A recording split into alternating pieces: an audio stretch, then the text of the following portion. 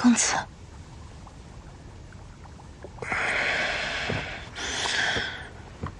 来人，我睡着了吗？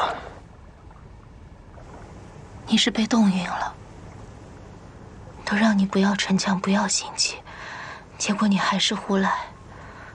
要不是我赶过来，没准你就在那个冰桶里被冻死了。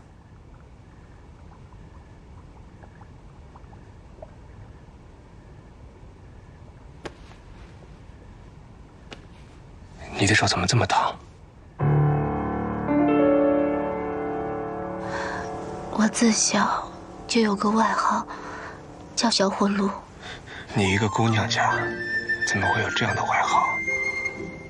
家里老人说，我娘生我的时候足月了，却一直没有动静，又过了10多天才生出来。他们打趣说我熟得比较透。巧了，我是因为早产，所以体格偏寒。我们两个，一个似冰，一个如火，真是天生。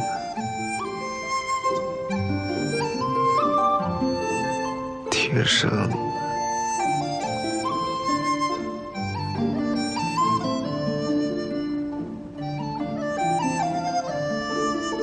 大月，你刚刚说，是你把我从冰桶里捞上来的？我一个人抬不动，就叫了一些下人丫鬟一起把你抬上来。于公子，你都看到了。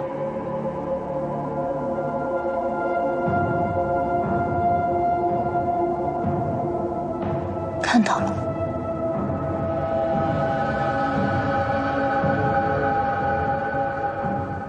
看到了胸膛而已。男子汉大丈夫，这有什么的？再说，我不是都已经嫁给你了吗？这不还没嫁呢吗？你都不问问我，大半夜来找你干什么吗？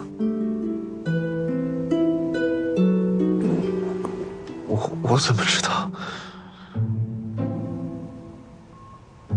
公子，你在想什么呢？是你问我为什么来找我的？什么呀？我是想来告诉你，我好像已经找到了通过第一关试炼的办法。真的假的？天下武功心法有数百种，但大致都分为金、木、水、火、土5种类型。5种类型又可以大致被分为阴阳2类，其中金火是至阳心法，比如昆仑派的烈阳星诀和苍山派的金羽术。水木则为至阴心法，比如清风派的云锦心经、黑水门的碧水诀，而比如易筋经，则属性为土，阴阳兼具，融会贯通。如果宫门的武功心法是金火2派，那寒冰池就自然可破。这正好印证了秦帆所说，第一关看似是让你捞起寒冰池底的腐血道法秘籍，实际上考验的是你的内力。但是宫门的心法不止1种，我们有好多种。单单宫门内部独创的心法就有3种，再加上祖辈浴血江湖多年，收获的顶级心法也很多，甚至有一些武林大派早些年失传的心法也被宫门内部收录，只是我们不被允许修炼而已。那公子修炼的是哪种？融血心经。从未听过这门心法。这是宫门独创的心法，就算在宫门内部练的人也很少。爹爹，太冷了，我受不了了。不想挨冻，就按照口诀运功。口诀我早就记住了，可是太冷，我不会。这么矫情，还配做我公红玉的儿子吗？你看看你哥哥是怎么练功的。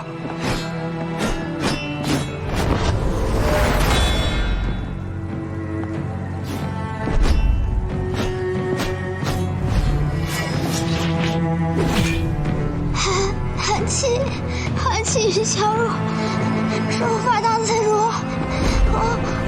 不许哭，继续。我发挥丹田，血落慈不减，双落风门血，气脉3分血。那太好了。不好。我的内功连冬日里的寒风都抵挡不住，更别说潜到寒冰之底了。我母亲去世之后，我父亲就对我更加严苛冷酷。我本来就天生畏寒，我父亲还强迫我在冰天雪地里练功，所以我对融血心经的修炼一直都很抵触。后来就半途而废了。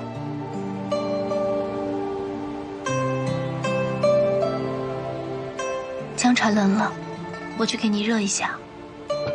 啊，没事，这一点冷我还是不怕的。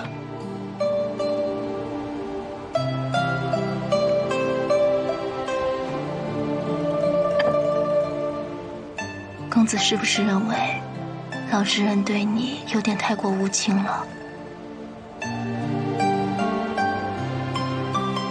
你还记得我同你说过，我的父亲遭遇海难吗？我当然记得，当时我还误会你了，以为你放河灯是要传些什么消息出去。父亲去世之后，母亲就独立撑起了整个家。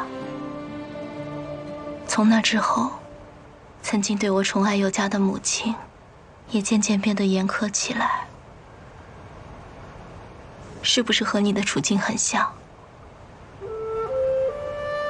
年少时候的我，曾经跟着我的义母卓梅骑马、练剑、习武，飒爽得像个男儿。而之后，母亲却开始逼迫我学习女德，每日钻研女工、绣工、琴棋书画。母亲说，卓梅剑法超群，却凄苦一生，学武不能自保，还不如嫁户好人家，可以庇佑全族。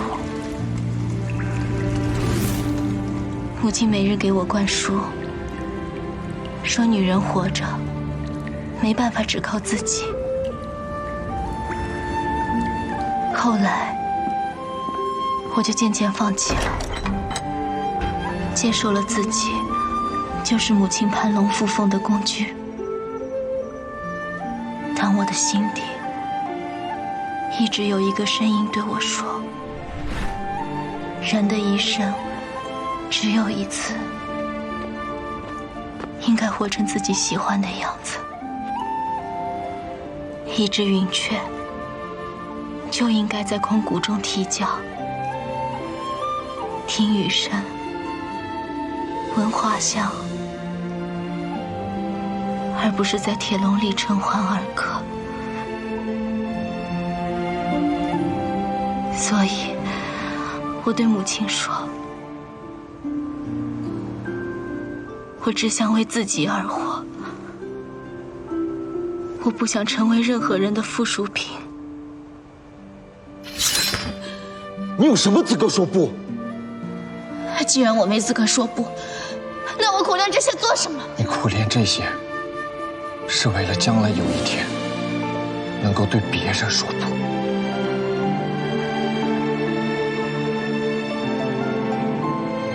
所以，你才一直想从宫门逃离。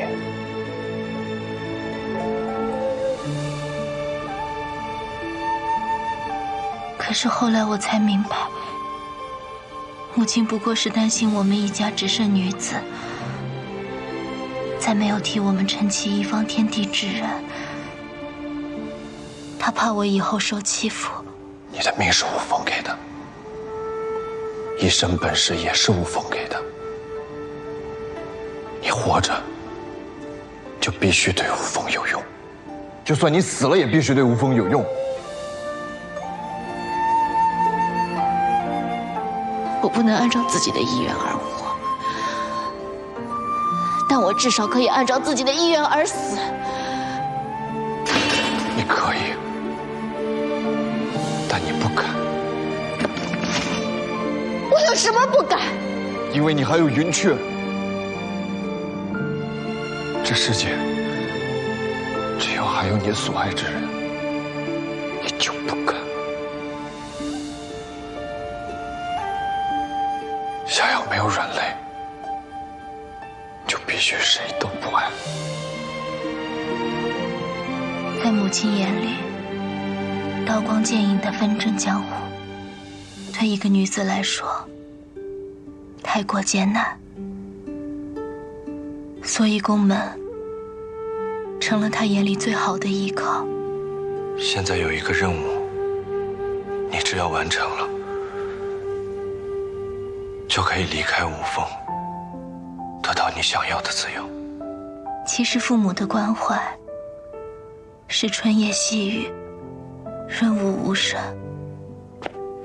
严苛的母亲看我日日苦闷，也会想方设法的带一些外面时兴的小玩意儿，让我开心。给你姐姐。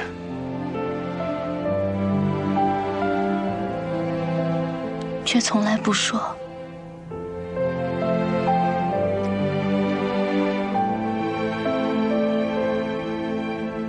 父母逼迫我们长大，其实并非他们本意，他们只是希望在他们离世之前，我们能够学会更多的东西，能够平安的立足于这个世间。他们又何尝不希望我们永远是个小孩呢？年纪也不小了，最好考虑清楚。如果还要继续做个无所事事的废人，你就没有必要待在公家了。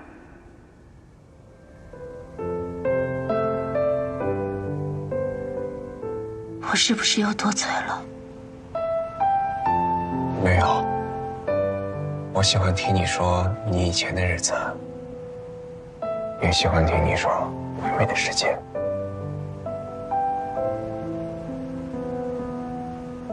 公子从来没有出去过吗？是。那以后有时间，我陪公子出去看看。好。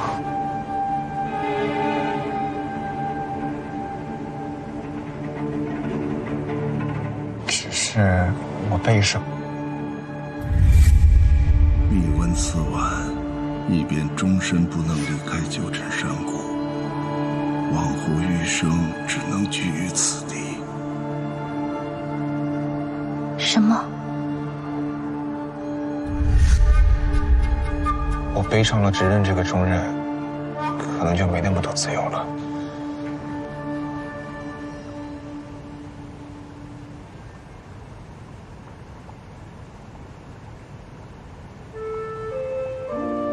我想到了，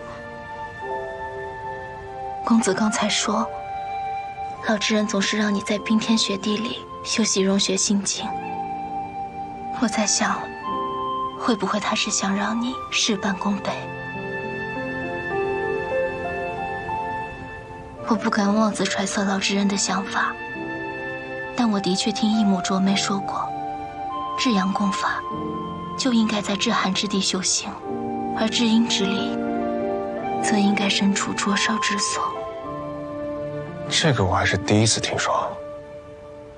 我当时也不懂，义母对我解释说不会武功的常人，遭遇严寒时，会忍不住跑跑跳跳，让身体发热流汗，抵御严寒；而会内功之人，身体会不自觉地催动内力运转，抵抗寒意，日积月累，功力自然会大增。那你这么一说，我过寒冰池这一关，这泡冰水的方法还是歪打正着了。公子不日便要再次出发，光靠这些冰水之寒，恐怕远远不够。那我今晚就睡在雪宫庭院的湖里怎么样？我只是活跃一下气氛嘛。冰水只是体外之寒，皮毛之功，短短数日，根本没办法让内力突飞猛进。体外之寒，那怎么办？把冰搅碎了吃进肚子里吗？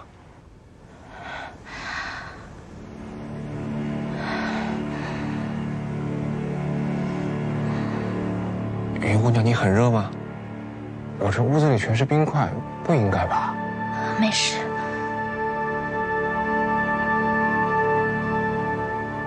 冰块积雪，确实是体外之寒，但要是体内之毒呢？炽烈之毒，人服下会如同身处炼狱，灼烧痛苦；至阴之毒，则会感受到鞭骨刺髓之寒。公子本就是难得一见的极寒体质，若服下至寒之毒，坐卧行礼，昼夜晨昏，身体时时刻刻都在运行功力，以抵抗寒毒。这样一来，短时间内功力一定会大增。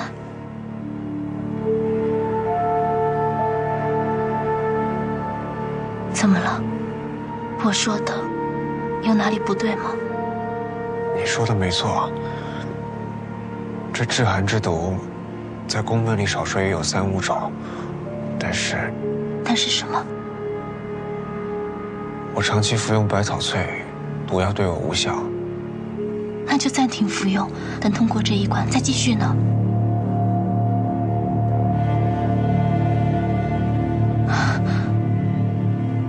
对不起，是我考虑不周。阿元，宫门刚刚发生变故，岳长老遇刺，前之人和少主又是死于中毒。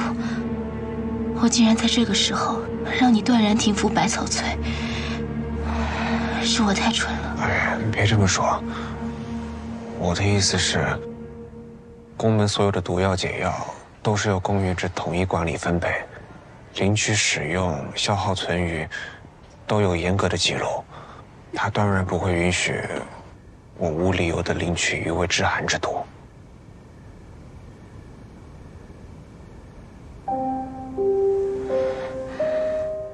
你想说什么？你说。我相信你，你有任何话都可以跟我说。我玉母卓美，这几年练功的时候，太过急于求成，导致怒火攻心，所以她常年会炼制一种大寒之毒，用来压抑身体的虚火负气，说是以毒攻毒。那这种大寒之毒你会配吗？公子，你只需告诉我你会不会配就行。我选择相信你，是我自己的决定，你不必担忧。会。走，我们一起去医馆。万万不可！公子，你去了，这毒就配不成了。为何？公子现在贵为之人，走到哪里都过于热眼。何况公子现在正在试炼之期，宫门也是动荡之际，医馆是宫元旨的权职所在。如若公子现身，必然会引起不必要的揣度和阻力。如果公子相信我，我来替公子去。好。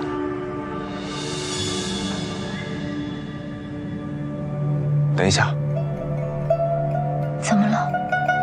我还没交代完呢。你知道宫门入夜之后，境界有多严吗？你看不见的地方，暗搞暗烧，轻若起步。这疏影墙后的毒针毒箭可是不长眼睛的。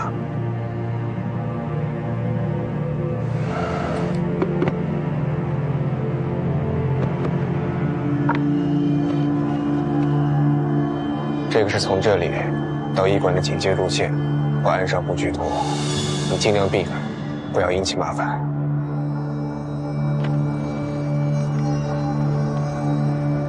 自己小心。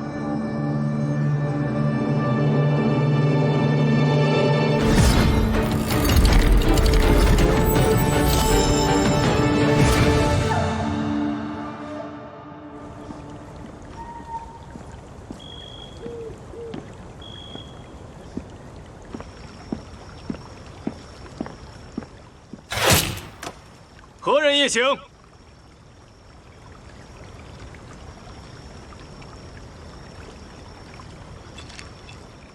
时任新任绿御侍卫云微山，奉命前来医馆，配一些安神的汤药。今夜宫门警戒，你取完东西速速返回。是。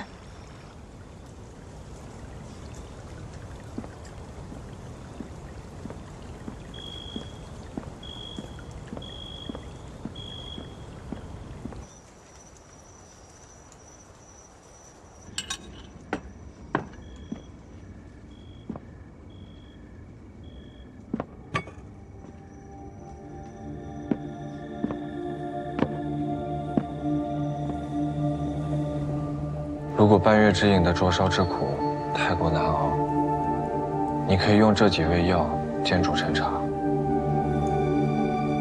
在这个配方上再加上棕心的山枝、发芽的炙甘草和内有冬虫的琥珀，再加上朱砂和硝石，用半熟之水煎煮，就可以得到一个极寒之毒。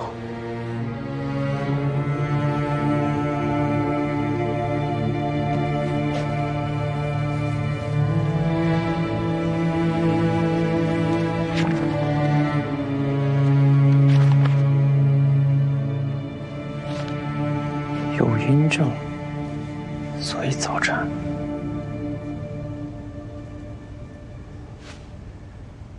警戒，不愧是老职人，确实以假乱真。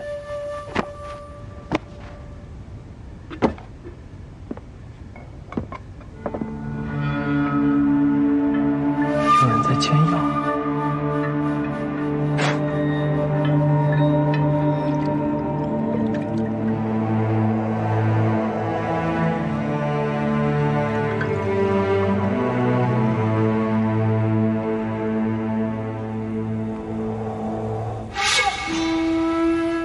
放下药瓶，不然刀刃无眼。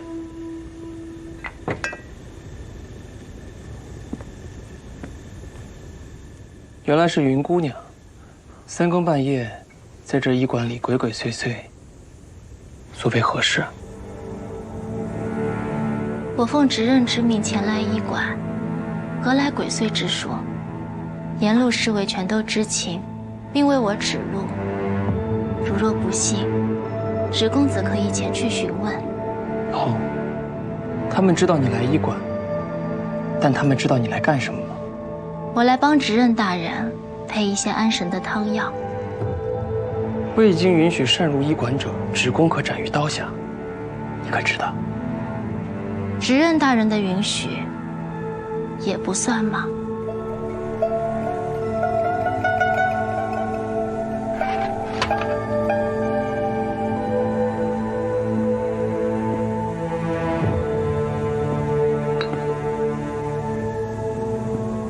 衣服上有朱砂的痕迹，汤药里有硝石的气味，还有山枝。云姑娘，这几味药可不是什么安神之物啊，你是在配毒。宫门族人皆服用芷公子亲自调配的百草萃。毒药能有何用？除非你的百草萃有问题。伸出手来。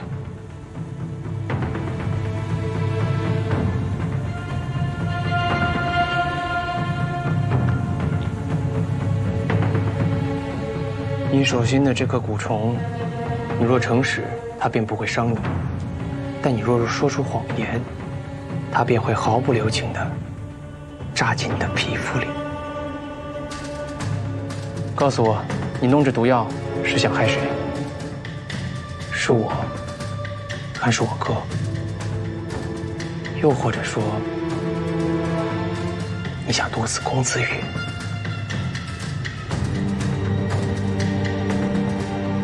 都说芷公子是百年难遇的药理天才，没想到心智却如此幼稚。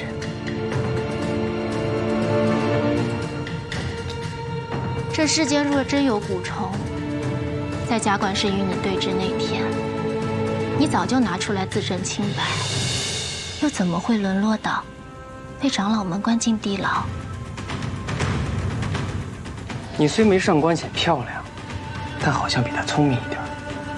但对我来说，漂亮和聪明都没用。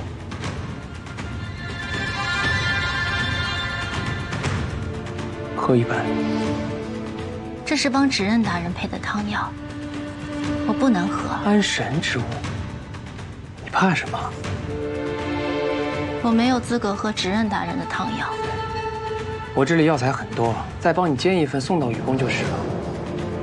这医馆归我芷公管辖，这送出去的东西，万一把雨公子喝坏了，可就说不清楚了。